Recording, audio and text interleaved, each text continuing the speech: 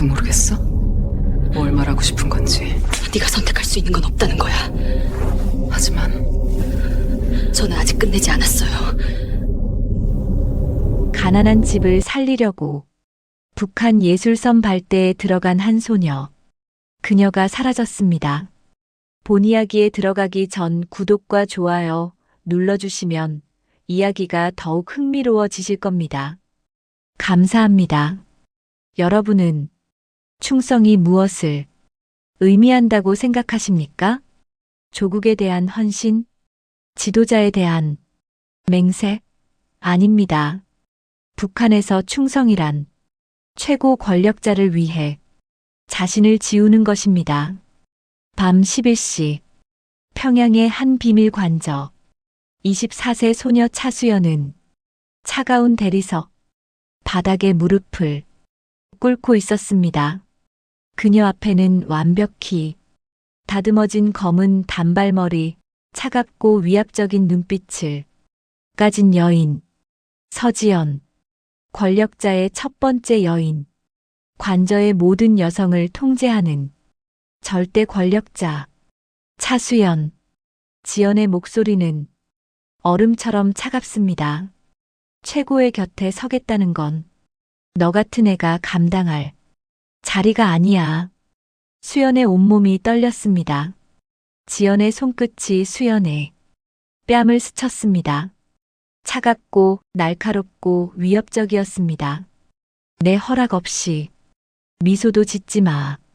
그게 내 위치야. 그 순간 수연은 느꼈습니다. 충성만으로는 살아남지 못한다는 것을.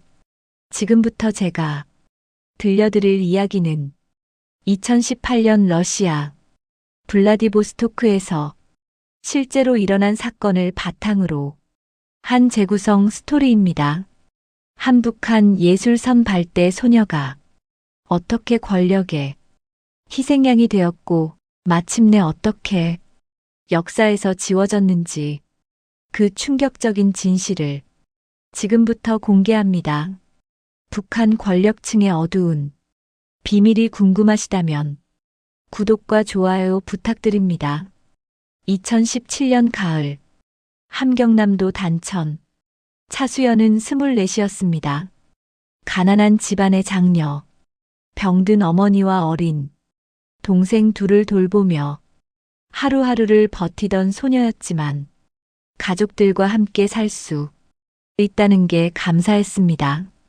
언니, 오늘 배금 나왔어? 6살 난 동생이 빈 그릇을 들고 물었습니다. 수연은 고개를 저었습니다. 미안해. 내일은 꼭. 그래서 수연은 결심했습니다. 평양 예술섬 발대에 지원하기로. 예술섬 발대. 겉으로는 조국의 영광을 위해 공연하는 영예로운 자리였지만 실제로는 그것이 무엇을 의미하는지 수연은 아직 몰랐습니다. 2017년 11월 평양 예술섬 발대 선발장 수백 명의 소녀들이 모였습니다. 키, 외모, 재능, 출신, 성분 모든 것이 심사되었습니다. 차수연 동무 앞으로 나오시오. 심사위원의 부름에 수연이 앞으로 나갔습니다. 춤을 추어보시오. 수연은 떨리는 손으로 음악에 맞춰 춤을 췄습니다. 그녀의 춤은 완벽하지 않았지만 그 안에는 처절함과 감동 같은 게 있었습니다. 심사위원들은 고개를 끄덕였습니다. 합격. 수연은 기뻤습니다. 이제 가족을 먹여 살릴 수 있다. 하지만 그것은 시작일 뿐이었습니다. 합격 통보 일주일 후 수연은 특별관리 대상으로 분류되었습니다. 차수연 동무 당 중앙의 특별한 배려로 더 나은 환경에서 훈련받게 되었습니다. 그것은 축복처럼 들렸습니다. 하지만 수연이 도착한 곳은 일반 예술섬 발대 기숙사가 아니었습니다. 평양 중심부의 비밀 관저였습니다. 고급 카펫이 깔린 복도, 수정 샹들리에가 빛나는 홀. 24시간 경비가 서 있는 철문. 여기는 어디입니까? 조용히 하시오. 곧 장군님께서 오실 것입니다. 수연은 그날 처음으로 그의 실제 모습을 봤습니다. 감정 기복이 심하고 과시와 복종을 우선시하는 남자 수연 동무. 동무는 왠지 차분하고 끌리는 묘한 매력이 있군. 곁에 두겠다. 장군님. 수연은 고개를 숙였습니다. 하지만 그 순간 복도 저편에서 누군가가 지켜보고 있었습니다. 서지연. 그녀의 눈빛은 차갑고 날카로웠습니다. 그날 밤 수연은 화려한 방에 혼자 남겨졌습니다. 부드러운 침대, 따뜻한 난방, 풍족한 식사. 하지만 수연은 집에 있는 가족들 때문에 하나도 기쁘지 않았습니다. 오히려 이상하게도 불안했습니다. 창밖을 바라보며 그녀는 중얼거렸습니다. 나는 왜 이런 좋은 곳에 있는 걸까? 그 답을 알게 되는 데는 오래 걸리지 않았습니다. 수연 말고도 5명의 여성이 더 있었습니다. 모두 20대, 모두 예술선 발대 출신, 모두 특별관리 대상. 하지만 그들 위에는 절대 권력자가 있었습니다. 서지연, 30세, 공식적 정실 역할, 관저 내 모든 여성을 통제하는 존재. 너희는 명심해. 이곳에서 내 허락 없이는 숨도 크게 쉴 수 없어. 지연의 말 한마디가 곧 법이었습니다. 처음 며칠간 지연은 수연에게 눈길조차 주지 않았습니다. 수연은 투명인간처럼 조용히 지냈습니다. 연습하고 식사하고 명령을 따르고. 하지만 어느 날 모든 것이 변했습니다. 저녁 식사 시간. 정현수가 식탁에 앉았고 6명의 여성이 그 주변에 앉았습니다. 수연은 가장 구석 자리에 앉아 조용히 식사를 했습니다. 그때였습니다. 수연 동무. 정현수가 수연을 불렀습니다. 어제 연습은 어땠소? 아, 네. 열심히 했습니다. 그래, 좋소. 정현수는 만족스럽게 웃었습니다. 그리고 몇 초 동안 수연을 바라봤습니다. 단지 몇 초. 하지만 그것으로 충분했습니다. 식사가 끝난 후 수연이 방으로 돌아가려는데 누군가가 그녀의 팔을 잡았습니다. 서지연이었습니다. 너. 지연의 목소리는 얼음처럼 차갑습니다. 내가 감히 눈을 들었어? 아, 아닙니다. 그런 뜻이 따기가 날아왔습니다. 입 다물어. 지연의 소나기가 수연의 팔을 더 세게 쥐었습니다.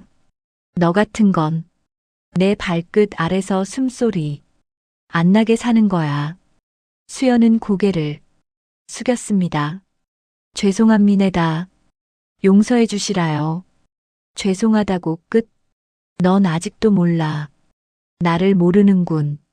지연은 수연을 밀쳐냈습니다. 내일부터 너는 식사 금지, 외출 금지야. 연습도 금지. 방에서만 있어. 다음 날부터 수연은 격리되었습니다. 아침 식사 시간에 그녀의 자리는 비어 있었습니다. 연습 시간에 그녀는 나타나지 않았습니다. 다른 여성들은 그녀를 찾지 않았습니다. 왜냐하면 그들도 알고 있었기 때문입니다. 지연의 눈밖에 나면 끝이라는 것을. 사흘째 되는 날 수연은 배고픔에 정신을 잃을 것 같았습니다.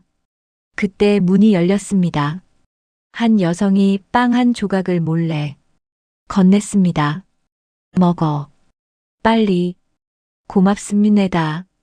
고마워하지 마. 나도 언젠가 너처럼 될 수 있으니까. 그 말이 수연에게는 더 무서웠습니다. 일주일 후 수연은 다시 식탁에 앉을 수 있었습니다. 하지만 그녀는 변했습니다. 눈을 들지 않고 말을 하지 않고 존재를 지우며 살았습니다. 지연은 만족스럽게 웃었습니다. 그래, 그렇게 살아야지. 수연은 그날 밤 처음으로 생각했습니다. 오직 가족들만 생각하며 이를 악물고 버티기로 다짐했습니다. 겨울이 왔습니다. 수연은 다시 연습에 참여할 수 있게 되었습니다. 하지만 그것은 자유가 아니라 새로운 시험의 시작이었습니다. 관저 지하 연습실. 6명의 여성이 춤을 연습하고 있었습니다. 지연은 연습을 지켜보며 지시를 내렸습니다. 수연, 내가 센터에서. 네. 센터에 서라고. 수연은 당황했습니다. 센터는 가장 중요한 자리. 실수하면 그 죄를 면치 못합니다. 음악이 시작되었습니다. 수연은 최선을 다했습니다. 하지만 그 순간 옆에 있던 다른 여성이 의도적으로 수연의 발을 밟았습니다. 수연은 비틀거렸습니다. 멈춰. 지연이 소리쳤습니다. 뭐 하는 거야? 죄송합니다. 다시 하겠습니다. 다시. 넌 기본도 안 돼 있어. 지연은 차갑게 웃었습니다. 오늘 연습은 끝. 수연은 밤 10시까지 혼자 연습해. 그날 밤 정연수를 찾아갔습니다. 장군님, 수연에 대해 보고 드릴 게 있습니다. 무슨 일이요? 최근 연습 태도가 많이 해이해졌습니다. 실수도 잦고 다른 동무들에게도 나쁜 영향을 끼치고 있습니다. 정연수의 표정이 굳었습니다. 그래요. 지연 동무의 질투가 아니고, 아닙니다. 제가 직접 목격했습니다. 제가 보기엔 아마도 자본주의적 타락이 아닌가 싶습니다. 자본주의적 타락. 북한에서 가장 무서운 죄명 중 하나. 정연수는 고개를 끄덕였습니다. 알았소. 내가 직접 확인해 보겠소. 다음 날 저녁 수연은 정연수의 집무실로 불려갔습니다. 앉으시오. 수연은 떨리는 다리로 의자에 앉았습니다. 수연 동무, 지연 동무로 인해 많이 힘들갔소. 아닙니다. 제가 실수를 해서 죄송합니다. 수연 동무가 잘 버텨주시오. 정연수는 수연의 손을 잡고 침실로 향했습니다. 쨍그랑.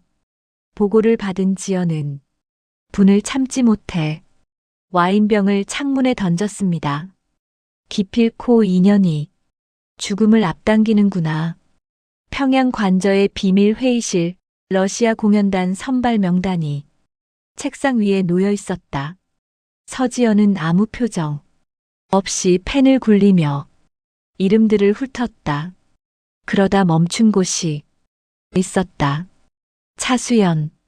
그녀의 입가에 보이지 않는 미세한 미소가 스쳤다. 곧이어 선발 회의가 시작됐고 간부들은 조심스레 의견을 내고 있었다. 하지만 지연의 손끝은 이미 정해진 듯 움직였다.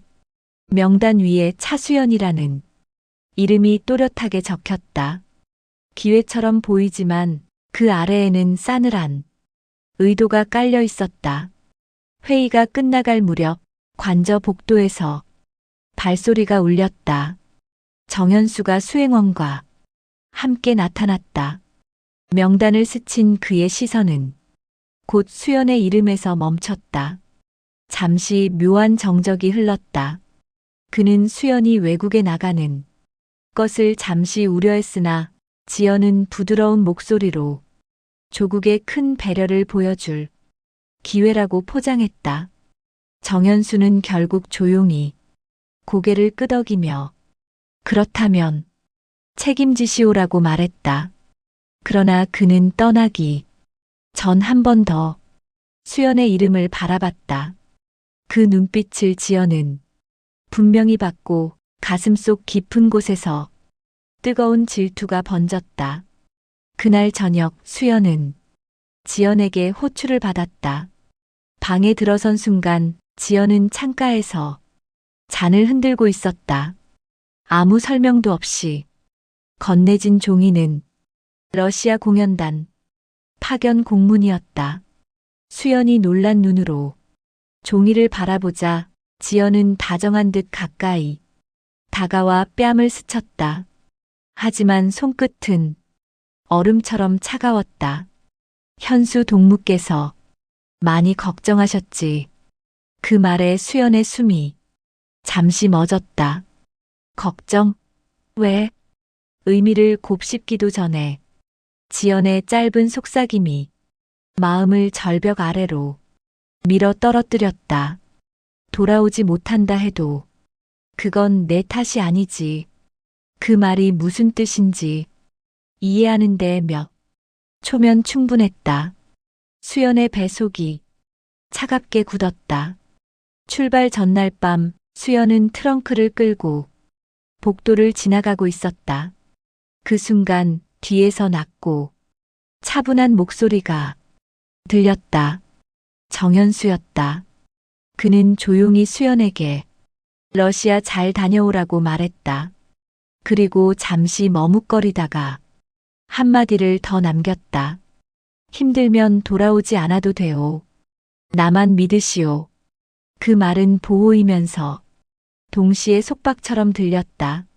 수연은 대답을 겨우 내뱉었지만 가슴속에서는 설명할 수 없는 공포가 피어올랐다.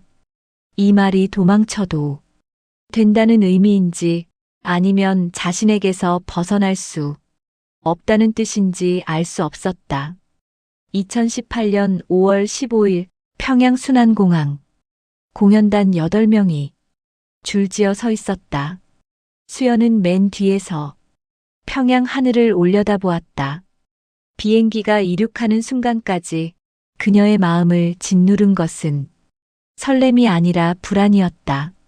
돌아올 수 있을까? 아니, 살아서 돌아올 수 있을까? 2018년 5월 20일 공연단은 러시아 블라디보스토크에 도착했다. 낯선 바닷바람이 불어오는 도시, 그러나 공연단에게는 자유, 대신 감시가 따랐다. 단장은 모든 단원에게 개인 행동 금지를 엄격히 지시했으며 수연은 3층 끝방에 배정되었다. 창밖으로는 어둑한 밤바다와 자유롭게 걷는 사람들이 보였지만 그녀는 그저 창문 틈으로 바람만 느낄 뿐이었다. 다음 날 저녁 공연은 성황리에 열렸다.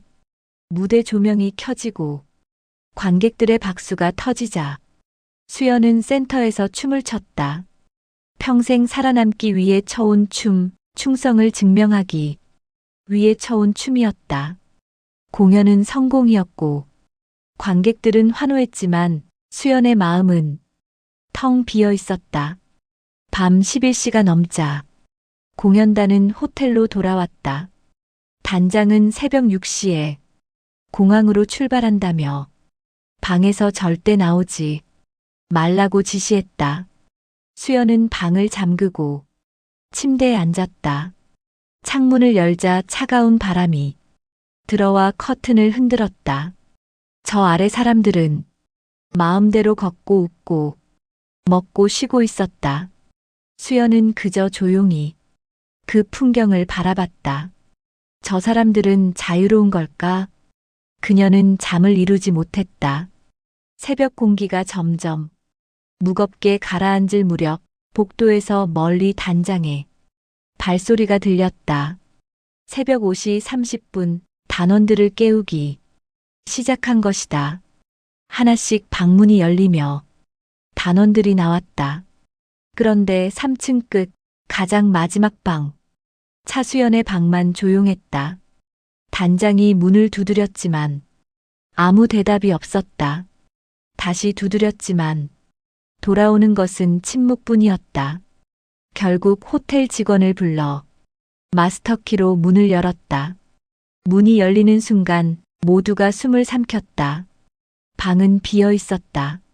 침대는 가지런히 정돈되어 있었고 짐도 신발도 여권도 어떤 개인 소지품도 남아있지 않았다. 오직 한 가지, 열린 창문만이 바람에 흔들리고 있었다. 단원들의 얼굴이 창백해졌다. 누구도 말을 하지 못했다. 누군가 작은 목소리로 도망쳤다라고 중얼거렸고 그 말은 곧 단장이 귀에도 들어갔다. 단장은 격앙된 목소리로 즉시 수색을 지시했다. 북한 대사관에 보고하라는 말도 잊지 않았다. 평양에 연락해야 했다. 하지만 아무도 말하지 않았지만 모두 알고 있었다. 만약 수연이 정말 도망쳤다면 평양에 남은 가족에게 어떤 일이 벌어질지 대사관과 단원이 블라디보스토크 시내를 뒤지고 경찰까지 협조했지만 수연은 어디에도 없었다. CCTV를 확인했지만 호텔 정문, 후문, 비상구 어디에도 수연의 모습은 잡히지 않았다. 그러나 호텔에서 500m 떨어진 작은 골목의 CCTV에서 새벽 2시 15분경 모자와 마스크를 쓴 한 여성이 지나가는 모습이 포착되었다. 얼굴은 보이지 않았지만 체형과 걸음걸이는 수연과 매우 유사했다.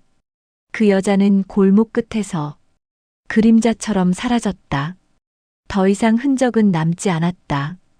그 시각 평양에서는 보고가 올라오고 있었다. 서지연은 조용히 보고서를 읽고 있었다.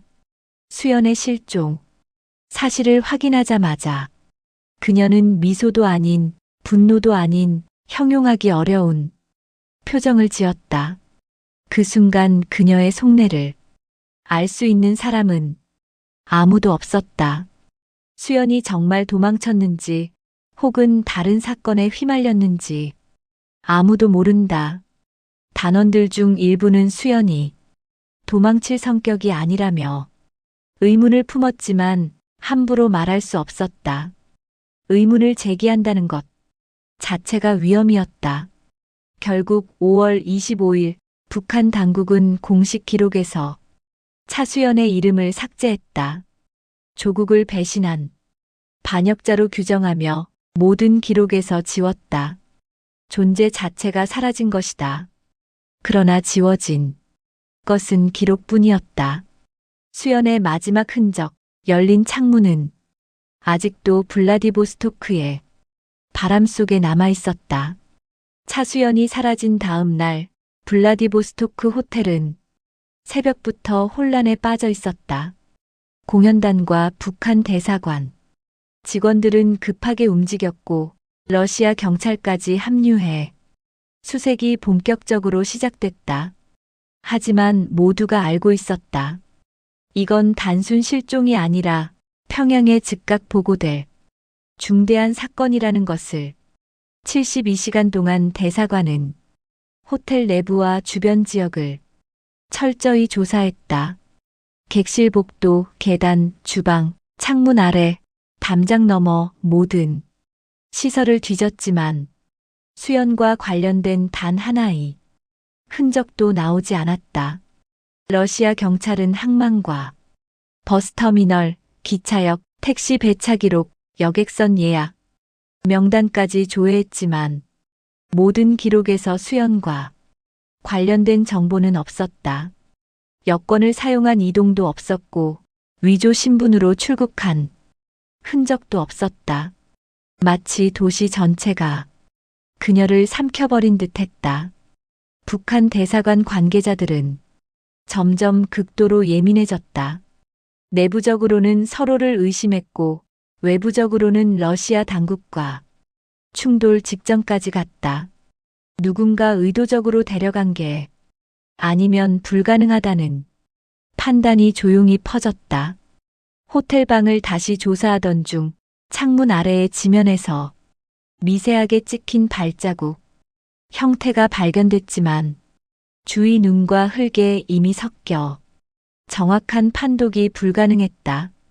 추락 흔적도 없고 발자국이 누구의 것인지도 확인되지 않았다. 창문이 유일한 단서였지만 그 창문은 도주를 의미할 수도 누군가의 개입을 의미할 수도 있었다. 호텔 밖에서 수연과 닮은 여성이 지나갔다는 CCTV 정보는 이미 확인된 상태였지만 그것이 진짜 수연인지 아니면 누군가에 유도된 장면인지 판단할 수 없었다. 수색이 진행될수록 상황은 오히려 더 복잡해졌다. 호텔 직원들 중 일부는 새벽 1시쯤 복도에서 어두운 그림자 둘이 지나가는 것 같았다고 증언했지만 러시아 경찰은 취객이었을 가능성이 높다고 결론지었다. 북한 측은 그 말을 신뢰하지 않았다. 공연단 내부에서는 공포가 퍼졌다. 누구도 소리내 말하지 않았지만 모두 같은 생각을 하고 있었다. 우리가 아는 그 아이가 혼자 도망칠 리 없다. 그럼에도 수연이 사라졌다는 사실만큼은 변하지 않았다. 대사관은 결국 평양에 상세 보고를 보냈고 평양은 즉각 반응했다. 수연의 실종을 단순한 도주는 아니라 판단하고 외부 개입 가능성까지 의심하기 시작한 것이다. 하지만 그 의심이 어디까지 확장될지는 누구도 예측할 수 없었다. 블라디보스토크에서의 수색은 3일 만에 공식 종료되었다. 추가 단서는 없었고 더 이상 확보할 정보도 없었다. 수연은 밤 공기 속으로 사라졌고 남아있는 것은 빈 객실, 흔들리던 커튼, 그리고 바람뿐이었다.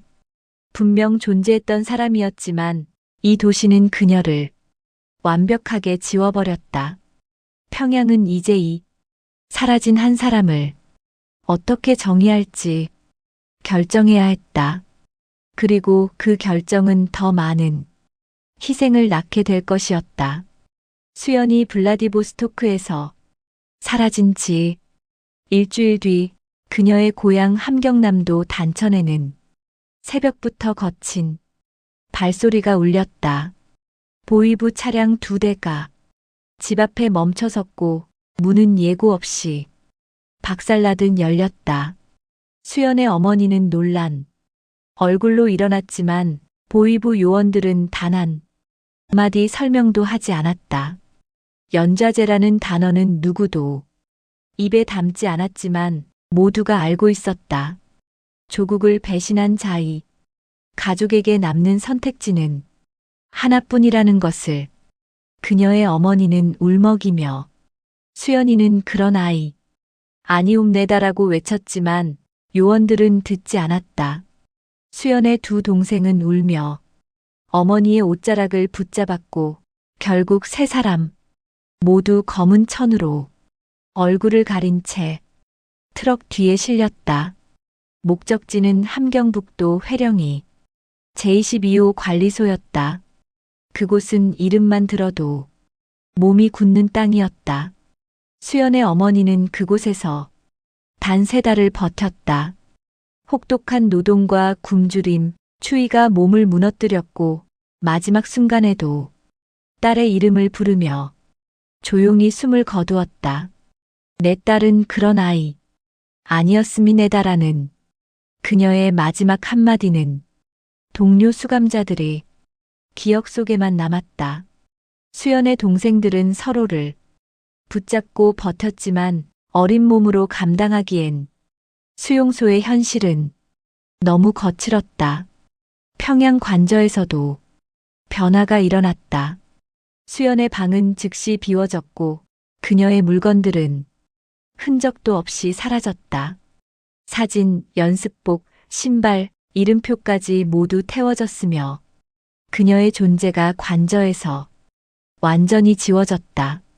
아무 일도 없었던 것처럼 새로운 여성이 그 방에 들어왔다. 관저의 달은 여성들은 침묵 속에서 서로 눈을 피했다. 누구도 수연의 이름을 입에 올리지 않았고 그녀의 이야기를 떠올리는 것조차 금기처럼 느껴졌다. 모두가 알고 있었다. 언제든 자신도 같은 운명을 맞을 수 있다는 것을. 서지연은 차갑게 정리된 수연의 빈 방을 잠시 바라봤다. 그 표정엔 승리도 없었고 후회도 없었다. 다만 알 수 없는 불편한 그림자가 지나갔다. 그녀는 문을 닫으며 조용히 속삭였다. 이렇게 끝나는구나. 하지만 끝난 것은 아니었다. 어떤 사람은 조용히 의문을 품고 있었다. 수연이 스스로 도망칠 사람이 아니라는 건 모두가 알고 있었다. 그렇다면 누가 왜 어떻게 그녀를 지워버렸는지 아무도 말하지 않았고 말할 수도 없었다. 2018년 겨울이 올 무렵 수연은 조국의 기록에서 완전히 삭제되었다. 출생 기록, 예술 선발대 기록, 관저 배치 기록, 어느 곳에서도 그녀의 이름은 찾아볼 수 없었다. 존재 자체가 사라진 사람이 되었다. 하지만 사람들의 기억에서까지 지워진 것은 아니었다. 차갑게 닫힌 창문과 흔들리던 커튼, 그녀의 가족이 끌려가던 새벽의 먼지 스멜, 그리고 돌아오지 못한 한 소녀의 그림자는 여전히 곳곳에 남아 있었다. 차수연이라는 이름은 기록에서는 사라졌지만 그녀의 실종이 남긴 파문은 끝나지 않았다. 오히려 그때부터 진짜 미스터리가 시작된 것이었다. 블라디보스토크의 바다는 여전히 차갑고 고요했다. 수연이 사라진 지 반년이 지났지만 그 도시 어디에도 그녀의 흔적은 남아있지 않았다. 호텔 방 창문에서 흔들리던 커튼, 골목 어둠 속에서 스쳐 사라진 실루엣, 그리 누구도 확인하지 못한 마지막 발걸음만이 흐릿한 기억으로 남아있었다. 러시아 경찰의 기록에도 북한 대사관의 보고서에도 결정적인 단서는 없었다. 수연이 스스로 도망쳤다는 증거도 누군가 끌고 갔다는 증거도 존재하지 않았다. 모든 가능성이 반쯤 열리고 반쯤 닫힌 채 진실은 완벽한 미궁 속에 갇혀 있었다. 평양에서는 사건을 조용히 마무리했다. 차수연이라는 이름은 국가 기록에서 완전히 삭제되었고 그녀와 관련된 모든 정보는 존재하지 않았던 사람으로 처리되었다. 그 누구도 그녀를 언급하지 않았으며 관저에서도 일절 이야기조차 꺼내지 않았다. 삭제된 이름은 다시 부를 수 없었고 삭제된 존재는 다시 존재할 수 없었다. 하지만 세계는 조용하지 않았다. 몇 달 뒤 해외의 작은 인권단체 회의에서 블라디보스토크 실종 사건이 언급되었다. 이름 없는 북한 여성 하나가 외국에서 흔적도 없이 사라졌다는 보고였다.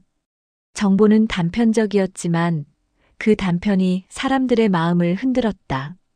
그녀는 어디로 간 걸까? 정말 도망친 걸까? 아니면 누군가 침묵시키려 한 걸까? 단체 내부의 소규모 조사팀은 블라디보스토크 일대를 다시 분석했고 CCTV의 흐릿한 실루엣을 반복해서 확인했다. 얼굴은 보이지 않았다. 하지만 걸음걸이는 분명히 누군가의 삶과 두려움이 녹아있는 움직임이었다. 한편 어떤 사람들은 조용히 속삭였다. 혹시 수연이 살아있을지도 모른다고. 누군가의 보호를 받아 숨었을지도 모른다고. 혹은 자유를 향한 마지막 선택을 했을지도 모른다고. 물론 그것을 입증할 수 있는 증거는 어디에도 없었다. 그러나 진실이 없다는 것은 곧 수많은 가능성이 살아있다는 뜻이기도 했다. 바다는 모든 것을 삼키기도 하지만 가끔은 비밀을 오래 품고 있다가 예기치 않은 순간에 흘려보내기도 한다. 수연의 마지막 흔적이 바람 속에서만 존재하는 지금도 사람들은 그녀를 잊지 않는다. 이름은 지워졌지만 이야기만큼은 살아남았다. 차수연은 기록에서 사라졌지만 세상의 질문 속에서 다시 태어났다. 그녀는 왜 사라졌을까? 그녀는 지금 어디에 있을까? 그리고 그녀가 바라던 자유는 과연 어떤 모습이었을까? 정답은 없지만 그 물음만으로도 그녀의 존재는 지워지지 않는다. 어쩌면 어딘가에서 아주 조용한 이름으로 다시 살아가고 있을지도 모른다. 아니면 바람 속에서만 남아 흩어졌을지도 모른다. 중요한 것은 그녀의 실종이 단순한 사건이 아니라 북한 여성들이 겪는 현실의 한 조각이라는 사실이다. 누군가는 충성을 위해 춤을 추고, 누군가는 체제를 위해 침묵하며, 누군가는 자유를 위해 사라진다. 차수연의 이름은 기록에서 없어졌지만 그녀가 남긴 흔적은 여전히 질문으로 남아 세상을 두드리고 있었다. 바람은 오늘도 블라디보스토크 바다를 스치고 지나간다. 그 바람 속 어딘가에 수연의 마지막 숨결이 남아있을지도 모른다. 그리고 누군가는 조용히 그녀를 기억한다. 사라졌지만 지워지지 않은 여자. 충성으로 시작해 자유로 끝난 이름 없는 이야기. 이 이야기는 그렇게 끝나지 않는다.